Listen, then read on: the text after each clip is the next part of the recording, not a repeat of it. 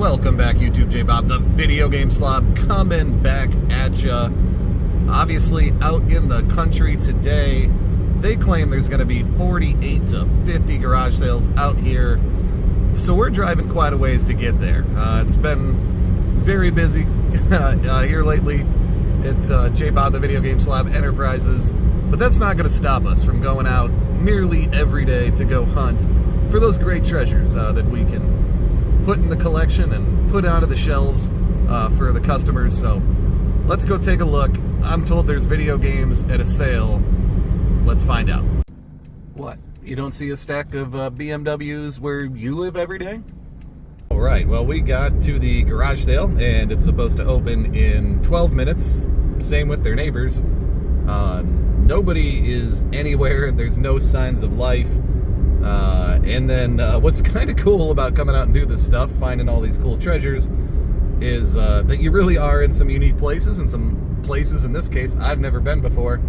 And what I'm realizing very quickly is it is not a city in the sense that I traditionally think of cities. It's a group sort of vaguely associated farmhouses way out here. So there we are. Let's give it a roll, see how this goes. Right, well, I'd love to get you guys more action shots of me picking this stuff up and doing the negotiations, but people are most of the time playing the radio and that kind of stuff, so country music is obviously going to get me copyright struck, but it's at 70 bucks on the slim PS4. We grabbed it for 60. The one controller looked a little jank, but we at least got two controllers, so there you go. I think we got the gas money and the, the maintenance on the car down today. I talked to her. She did confirm sales open at 8 o'clock generally.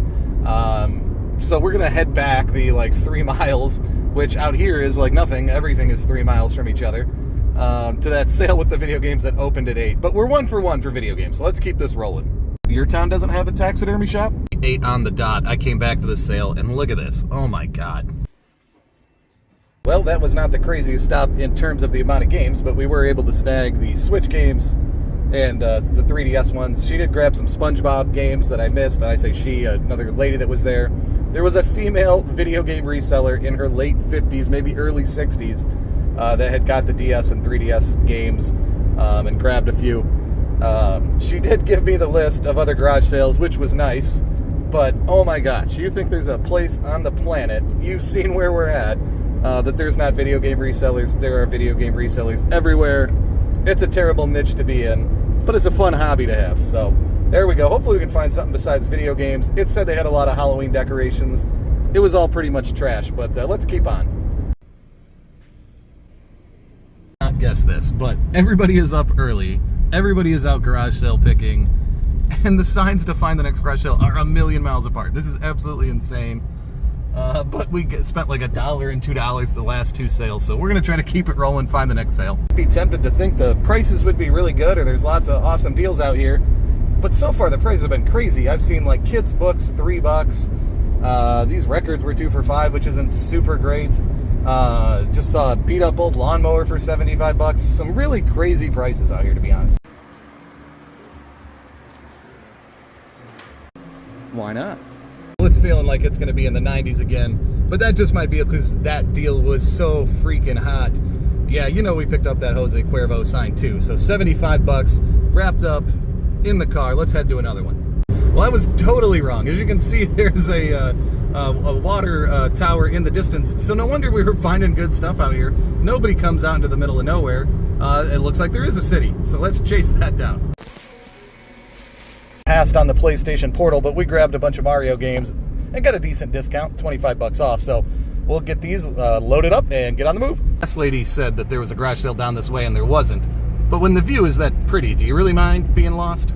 Well, we hit a huge, gigantic set of Monster High stuff, giant play set. So hopefully that's decent. We got a $7 PAP sign. But I just went to a church rummage sale with $10 sweatshirts. I mean, $10 for, hoodies? I don't know, prices out here are pretty crazy for farm folk. We got gas and some Amish beef jerky. Let's hit it.